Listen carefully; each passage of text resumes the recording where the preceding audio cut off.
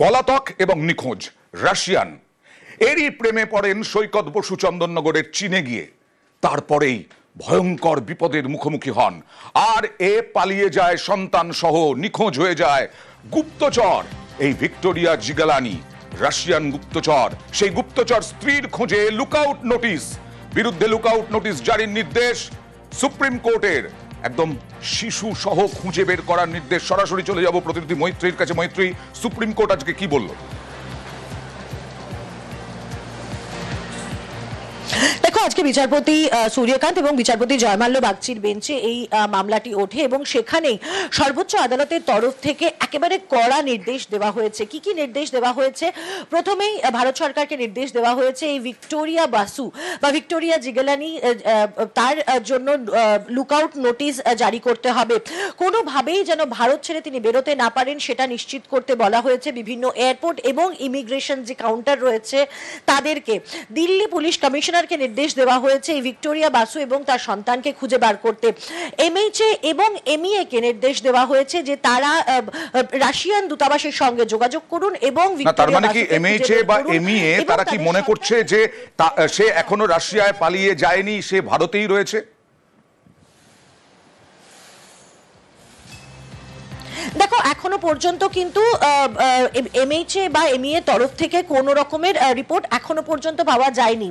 এই প্রথম এমইএ এবং এমএইচএ কে এখানে ইনভলভ করা হলো এই মামলায়। এর আগে সৈকত বসু তিনি মামলা করেছিলেন গত 7ই জুলাই। শেষবার সৈকত বসু 7ই জুলাই থেকে তার ছেলে মিসিং। সৈকত বসুর সেদিন তিনি তার স্ত্রীর হাতে 7ই জুলাই সকালবেলা তার স্ত্রীর হাতে সন্তানকে তুলে দিয়ে এসেছিলেন। তারপর থেকে সন্তান মিসিং এবং তারপরে সর্বোচ্চ আদালতের দ্বারস্থ হন সৈকত বসু। তিনি বেশ কিছু তথ্য তার আইনজীবীদের মারফত তুলে ধরেছেন। আমি আসবো, দেখি আইনজীবী কি বলছেন। এমইএ এবং হোম মিনিস্ট্রি এদের দুজনকে সুপ্রিম কোর্ট ডিরেকশন দিয়েছেন যে লুকআউট নোটিশ ভিক্টোরিয়া বাসু এবং সাত্য বাসু তাদের সম্পর্কে লুকআউট নোটিশ বের করবার জন্য ডিরেকশন দিয়েছেন। আর এই মামলায় আপনারা হয়তো জানেন যে এর আগেই এই মা ভিক্টোরিয়া বাসু তিনি এবার এই বাচ্চাটির কাছে ইন্ডিয়ান পাসপোর্ট থাকা সত্ত্বেও তিনি গোপনে গোপনে একটি রাশিয়ান পাসপোর্ট করিয়েছিলেন। সে রাশিয়ান পাসপোর্টটা জমা করে নেওয়া হয়েছিল, কিন্তু তার রিট পিটিশনের মধ্যেই তিনি প্রেয়ার করে রেখেছিলেন যে তার উদ্দেশ্য হচ্ছে প্রথমে বাচ্চাটিকে দিল্লি নিয়ে আসা এবং তারপরে রাশিয়ায় নিয়ে যাওয়া। কালকে বেলা 2টোর সময় জজ সাহেব আবার শুনবেন।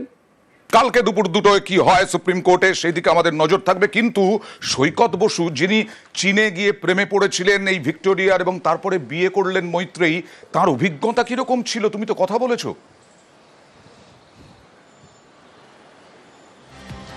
একেবারেই দেখো, তার অভিজ্ঞতা কিন্তু ভয়াবহ। একেবারেই এই ভিক্টোরিয়ার সাথে বিয়ে হওয়া এবং তারপর থেকে তাদের সন্তান 2020 সালে জন্মায়। তারপর থেকে ভিক্টোরিয়ার সাথে তার যে সাংসারিক জীবন সেখানেও কিন্তু ভয়াবহ অভিজ্ঞতা। তার উপর অ্যাটেম্পট টু মার্ডারের চার্জেসও রয়েছে। সাকেত কোর্টে একাধিক মামলা, অন্ততপক্ষে 13টি মামলা করা হয়েছে এই ভিক্টোরিয়া বসুর বিরুদ্ধে এবং যেখানে অন্যতম হচ্ছে বারাখাম্বা কোর্টেও, বারাখাম্বা পুলিশ স্টেশনেও একটি কমপ্লেন করা হয়েছিল যেখানে ভিক্টোরিয়া বসু হামলা করেছিলেন কিচেন নাইফ নিয়ে এই সৈকত বসুর উপরে। ড্রাগ অ্যাবিউজের সঙ্গে সঙ্গেই drug abuse, physical abuse, mental abuse এই সমস্তর মধ্যে দিয়ে যাচ্ছিলেন সৈকত বসু। তার বক্তব্য হচ্ছে যে তাদের যে সন্তান স্তব্ধ, তার সঙ্গেও কিন্তু সেরকম ভালো সম্পর্ক ছিল না ভিক্টোরিয়ার এবং সেই পরিস্থিতিতে দাঁড়িয়ে ভিক্টোরিয়া, কিন্তু গুপ্তচরের সন্দেহটা কোথা থেকে এলো? তিনি দেখো, ভিক্টোরিয়া বাসু তার বাবা, বিয়ের পর সৈকত বসু জানতে পারেন যে ভিক্টোরিয়া জিগলিনা তার বাবা আদতে রাশিয়ান গুপ্তচর সংস্থার এক বড় আধিকারিক ছিলেন এবং সেখান থেকে তিনি অবসরপ্রাপ্ত। তবে তিনি যে যথেষ্ট প্রভাবশালী সেটা তারা বুঝতে পারেন এবং এই ভিক্টোরিয়ার যে ব্যবহার সেগুলো কিন্তু যথেষ্ট সন্দেহজনক ছিল। দীর্ঘক্ষণের জন্য যখন দিল্লিতে তারা থাকতেন, দীর্ঘক্ষণের জন্য ভিক্টোরিয়া উধাও হয়ে যেতেন এবং তার সঙ্গে একটি ব্যাগ থাকতো যাতে পরিষ্কার করে লেখা থাকতো ডু নট টাচ। আচ্ছা। ভিক্টোরিয়া কোথায় যাচ্ছেন, কাদের সঙ্গে মিশছেন এবং এই ব্যাগের ভেতর কি রয়েছে সেগুলো তিনি জানতেন না। কিন্তু ভিক্টোরিয়া বারবার করে ফোর্ট উইলিয়ামে যাওয়ার জন্য অনুরোধ করেন, কারণ এই সৈকতের বাবা তিনি কিন্তু একজন ওয়ার ভেটারান, তিনি নৌবাহিনীতে কাজ করতেন এবং তাদের যে ফোর্ট উইলিয়ামে অ্যাক্সেস আছে এটা ভিক্টোরিয়া জানতে পেরেছিল। কিন্তু কখনোই তাকে ফোর্ট উইলিয়াম নিয়ে যায়নি বসু পরিবার, এবং তারপরে যখন তারা দিল্লিতে আসেন তখনই ভিক্টোরিয়ার বারবার উধাও হয়ে যাওয়া, ডিপ্লোম্যাটদের সঙ্গে সম্পর্ক, আচ্ছা। বন্ধুত্ব থাকা, এই সবকিছু এইগুলোই মৈত্রী সব কথা বলেছিল, এইগুলোই বলেছেন সৈকত বসু। এবং কি বললেন, কি ভয়াবহ অভিজ্ঞতা শেয়ার করলেন মৈত্রেয়ী ভট্টাচার্যকে। ওর অ্যাক্টিভিটিসটাই সাসপিশিয়াস ছিল।